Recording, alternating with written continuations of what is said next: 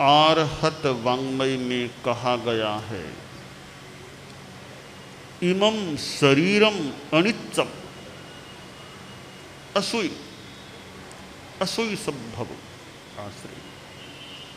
शरीर के बारे में शास्त्रकार ने टिप्पणी की है। पहली टिप्पणी यह की कि यह शरीर अनित्य है। दूसरी टिप्पणी की यह अशुचि है, अशुद्ध है। तीसरी टिप्पणी की यह अशुचि से ही पैदा होने वाला है। ये तीन टिप्पणियां शरीर के महत्व को न्यून बताने वाली प्रतीत हो रही हैं। पहली टिप्पणी की कि शरीर यह अनित्य है, अर्थात इसका ज़्यादा भरोसा नहीं करना चाहिए। जो विश्वास योग्य ही न हो, यह तो अगरिमा की बात हो जाती है। इस संदर्भ में शरीर सतत विश्वास योग्य नहीं है, क्योंकि कब यह छूट जाए, आत्मा शरीर का संबंध टूट जाए, कई बार पता भी पहले नहीं चलता। आदमी को चाहिए वह जागरूक रहे कि अभी शरीर मेरा ठीक है, अभी जितना धर्म का काम, साधना का काम कर सकूं, अध्यात्म का आराधन कर सकूं, कर लेना चाहिए। अभी स्वस्थ हूं तो स्वस्थता का मुझे लाभ उठाना चाहिए। शरीर में कोई बड़ी व्याधि हो जाए, लकवा हो गया, अब आदमी ज़्यादा काम भी नहीं कर सकता। इसलिए शरीर की सक्षमता जब तक है, तब तक उसका खूब लाभ उठाने का प्रयास करना चाहिए। यह शरीर पुब्युंग वा पच्छा वा धेउर्धम्मम विध्वंसन धम्मम, पहले अथवा पीछे विध्वंस धर्मा है और विनाश धर्मा है। इसके भीतर जो आत्मा विराजमान है वह स्थायी है, उसे शाश्वत कहा गया है। और आत्मा है तभी शरीर का महत्व है, तभी शरीर की पूछ हो रही है इतनी। जिस दिन आत्मा निकल जाती है फिर शरीर की पूछ भी कितनी क्या रह जाती है। आदमी जीवित है तब तक तो इतनी पूछ है, मृत हो जाने के बाद कुछ देर कुछ दिन भले लोग आ जाएं, बाद में ठीक है, याद करने वाले करते रहें। तो जीवन काल हमारा आदमी का प्रायः अनिश्चित होता है, वह भी खासकर वर्तमान काल के लोगों का। दूसरी टिप्पणी जो शास्त्रकार ने की, यह अशुचि है। शरीर के भीतर तो गंदगी भी है। जिस मल से हम घृणा करते हैं, कहीं थोड़ा मल गंदगी हो तो उसके तत्काल साफ कराने का, दूर करने का प्रयास होता है कि देखो मल है, दूर हो जाओ, मल है, गंदगी है। जिस गंदगी से हम दूर होते रहते हैं, परहेज रखते हैं, वह गंदगी हमारे भीतर में पड़ी है, हमारे शरीर में पड़ी है। और पेशाब से भी कुछ घृणा करते हैं करने वाले, हालांकि पेशाब का तो महत्व भी है, स्वयं मूत्र चिकित्सा भी होती है, शिवांबु चिकित्सा भी होती है। कितने लोगों ने स्वयं मूत्र चिकित्सा का प्रयोग किया होगा, स्वास्थ्य लाभ के लिए मूत्र का प्रयोग किया होगा, फिर भी सामान्यतया मूत्र से भी घृणा की जाती है। जिससे घृणा की जाती है वह हमारे भीतर में है। और खून कफ आदि पड़ा हो, नाक का मेल पड़ा और एक गंदगी है, सफाई करो, वे चीज़ें हमारे शरीर के भीतर है। तो शास्त्रकार ने यह एक मानो बोध दिया है कि तुम जिस शरीर से मोह करते हो उसमें तो गंदगी पड़ी है। और तीसरी टिप्पणी की शास्त्रकार ने कि यह स्वयं अशुचि से ही पैदा होने वाला है, अशुचि संभव है। दंपति रेतो रुधिर विवर्ते किंग शुभ मिहमल कसमल गरते। तो अशुचि से यह पैदा होने वाला है।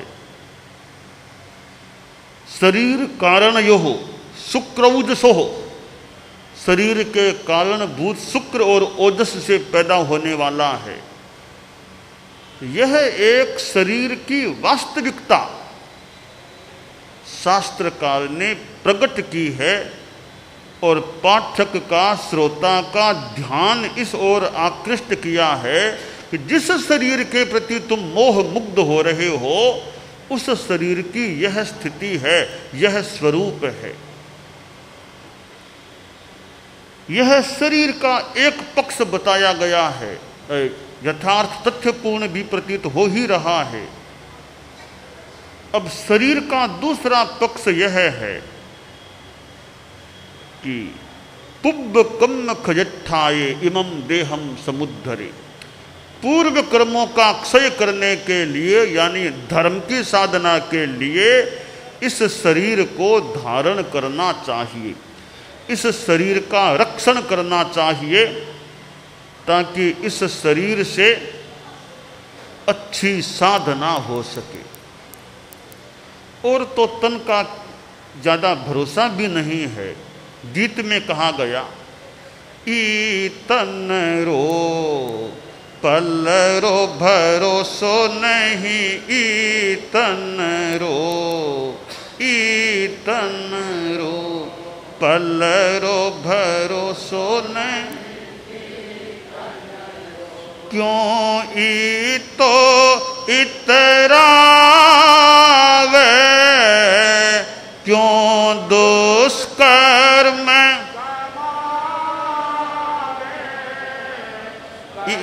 दिवलो बुध जावे, ई तन रो पल रो भरोसो नहीं, ई भाई ई तन रो पल रो भरोसो नहीं। मिठो मिठो बोल घणो गाहकार, गाहकार ताकड़ी में तोल भूल जावे राम ने।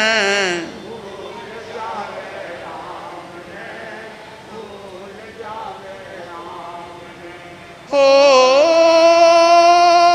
कल मैंने क्यों तले वार बनावे,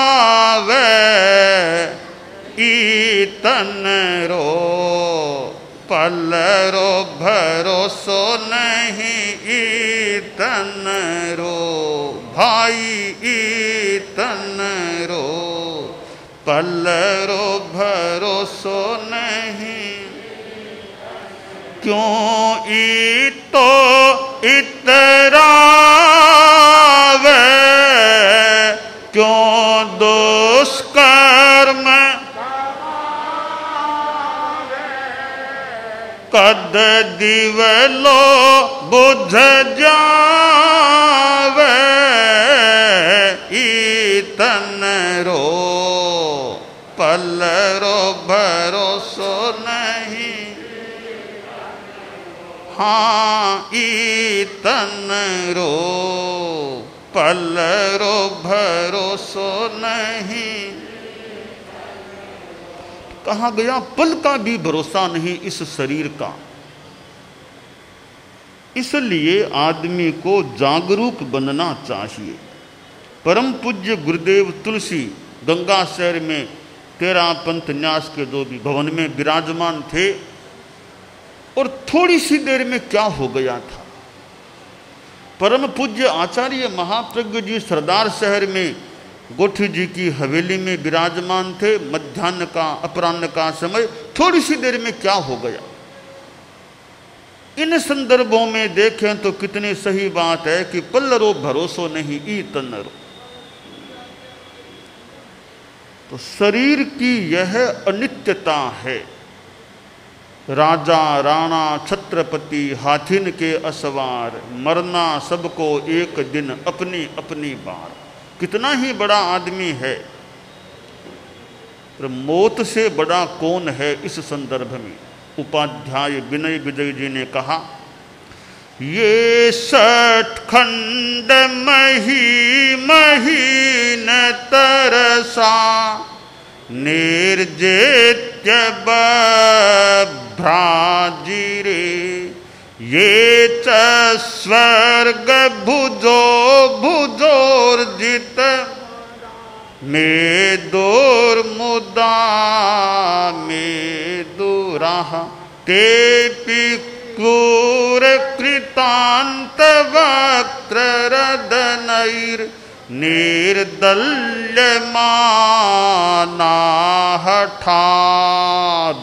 निर्दल्यमानाहठादत्राणः शरणाय हा दश दिशः प्रैक्षन्त दीनाननः।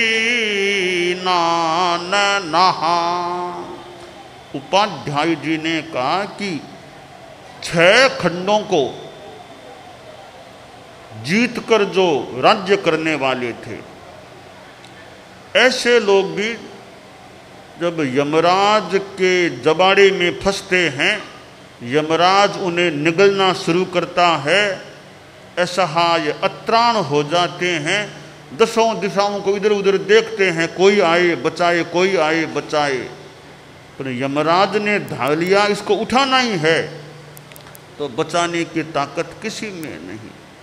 डॉक्टर के पास रोगी जाता है, या डॉक्टर रोगी के पास भी आ जाता है, हॉस्पिटल अस्पताल में भर्ती भी करा दिया जाता है, चिकित्सक अपनी ओर से प्रयास भी कर सकता है, पर बचा ही लेना चिकित्सक के भी हाथ की बात नहीं होती है। इसलिए यह अंतिम सच्चाई है या तथ्य है कि मौत से सर्वथा छुटकारा इस जीवन काल में नहीं मिल सकता। धर्म एक ऐसा तत्व है जो हमेशा के लिए इस जीवन काल के बाद जन्म मरण से छुटकारा प्रदान कर सकता है। था बच्चा पुत्र मां के पास गया, बोला मां, पड़ोसी के घर में मीठे मीठे गीत गाए जा रहे हैं, बहुत सुंदर गीत गाए जा रहे हैं, मैं और उनको सुनना चाहूंगा। मां ने कहा बेटा जाओ ऊपर और सुन लो गीतों को। था बच्चा पुत्र गया, और वो कुछ आवाज तो आ रही थी, पर आवाज में दिन रात का सा अंतर आ गया। जो मीठे मीठे गीत, मधुर स्वर लहरियां आ रही थी, अब तो कर्कश स्वर आने लगे, कानों को असुहावने लगने लगे। कर्ण मधुर जो स्वर थे वे अब कर्ण कटुक बन गए। था बच्चा पुत्र पुनः आया मां के पास कि मां यह क्या हुआ। तो मीठे मीठे गीत आ रहे थे, अब तो कर्कश ध्वनियां आने लग गई, क्या हुआ, इतना अंतर कैसे आ गया। मां ने कहा वत्स अब गीत थोड़े ही हैं, अब तो रोने की आवाज आ रही है। क्या हुआ मां? कि देखो अपने पड़ोसी के घर में बेटा पैदा हुआ था, पैदा हुआ तब सुभागिनी महिलाओं के द्वारा गीत गाए जा रहे थे। अब क्या हुआ? अब वह बेटा थोड़ी देर के बाद मर गया, शिशु मर गया। इदानी मुत्पन्न इदानी मेव व्यापन्न है, अरे अभी पैदा हुआ, थोड़ी देर में मर गया। बच्चा थोड़ा सहमा कि माँ मर गया। तो बच्चा बोला, माँ तो क्या मैं भी कभी मरूंगा क्या ऐसे? माँ बोली, बेटा तुम क्यों मरे, मरे कोई पापी, तुम क्यों मरे? आखिर माँ को सच्चाई बतानी पड़ी कि बेटा मृत्यु का नियम सबके लिए एक समान है, यानी मरना सबको पड़ता है। पहले पीछे देरी जल्दी तो हो सकती है, एक दिन मरना सबको ही पड़ता है। तब था बच्चा पुत्र के मन में प्रश्न, माँ कोई उपाय है क्या, माँ मौत से छुटकारा मिल जाए, ऐसा कोई उपाय दुनिया में है क्या? माँ ने कहा, वत्स एक भगवान नेमिनाथ हैं, भगवान नेमिनाथ वो बचा सकते हैं। तब तो मैं उन्हीं की शरण में जाऊंगा, मौत से छुटकारा पाऊंगा। और नेमिनाथ भी इस जीवन काल की मौत से तो नहीं बचा सकते, आगे के लिए भले आदमी बच जाए। तो यह मृत्यु एक दुनिया का नियम है।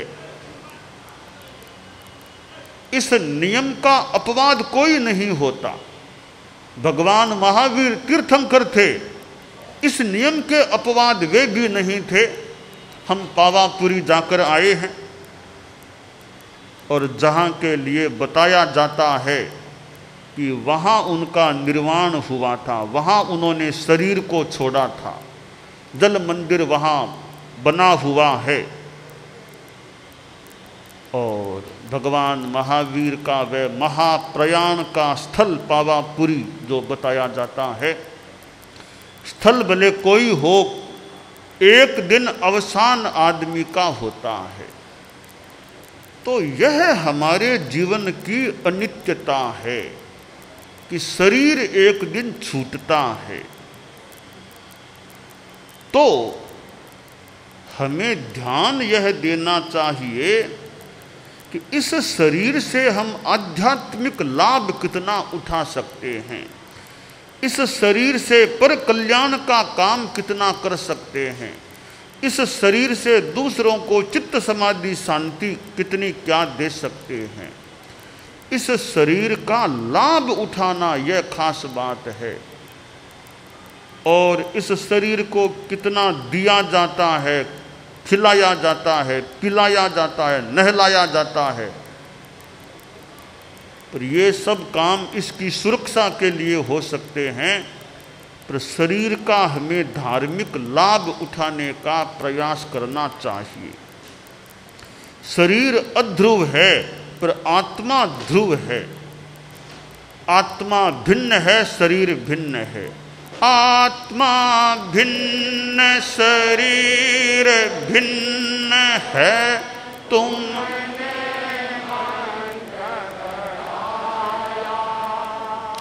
आत्मा अचल अरुज शिव शाश्वत नश्वर है यह आत्मा। आत्मा के द्वारा ही आत्मा में लय पाए। चैत्य पुरुष देव तुम्हारा पुण्य नाम मेरे मन में रम जाए। चैत्य पुरुष जग जाए। चैत्य पुरुष। हम यह भी ध्यान दें, शरीर के लिए कितना समय लगाते हैं और आत्मा के लिए कितना समय लगाते हैं। आप लोग गृहस्थ हैं, शरीर के लिए करते भी होंगे, करना होता भी है, पड़ता भी है। यह कमाना, खाना, पिलाना, पीना, नहाना, दवाई लेना आदि आदि कितने काम शरीर के लिए करते हैं, किए जाते हैं। तो हम यह सोचें, हम आत्मा के लिए क्या करते हैं, आत्मा के लिए कितना समय लगाते हैं। आत्मा के लिए क्या परिश्रम पराक्रम करते हैं। हम आत्मा को भूल न जाएं। यह भूल हमसे न हो कि शरीर के पीछे तो रह गए, शरीर शरीर शरीर, पर शरीर के भीतर विराजमान आत्मा को हमने गौण कर दिया। तो शरीर को मान ले गौण नहीं किया जाए तो आत्मा को भी गौण तो न किया जाए, कम से कम बराबर का तो सौदा हो। 50% शरीर के लिए शक्ति समय लगता है तो कुछ तो आत्मा के लिए भी हमारा समय लगे। और जो वृद्धावस्था में चले गए हैं, 80 पार हैं, उनको तो ज़्यादा जितना हो सके आत्मा के लिए अधिक समय लगाना चाहिए। जप में लगाए, सामायिक में लगाए, स्वाध्याय में लगाए। आत्माभिमुख ज़्यादा होना चाहिए जो वृद्धावस्था में आ गए हैं। फिर वृद्धावस्था में तो और ज़्यादा ध्यान आत्मा में लगाना चाहिए। आत्मा आत्मा आत्मा में ज़्यादा रह सकें, आत्मा के आसपास ज़्यादा रह सकें और मोह माया को कम करके बस आत्मा के इर्द गिर्द या आत्मा में रहने का प्रयास होना चाहिए। तो वृद्ध लोगों को ज़्यादा ध्यान देना चाहिए कि वे आत्मा में कितने रहते हैं, आत्मा के लिए क्या करते हैं, आत्मा के लिए उनका कितना समय लगता है। हो सकती हो तो सामायिक खूब करें, 4, 5, 6, 7, 8 जितने कर सकें सामायिक करें। और ज़्यादा काम कुछ है नहीं तो खूब सामायिक करनी चाहिए। 80, 85, 90 आ गए और खास काम है नहीं तो सामायिक करें, स्वाध्याय करें, जप करें। हो सके तो व्याख्यान सुन लें, न आ सकें तो आजकल टीवी से भी व्याख्यान सुना जा सकता है। जितना जैसा निर्वध्यता के साथ संभव हो सके तो आदमी को, और खासकर वृद्ध आदमी को, ज़्यादा समय धार्मिक चर्या में लगाने का प्रयास करना चाहिए। और यह उनका प्रयास जो होता है उनकी चित्त की शांति को बढ़ाने वाला, बनाए रखने वाला और अगली गति के लिए भी अच्छा हो सकता है।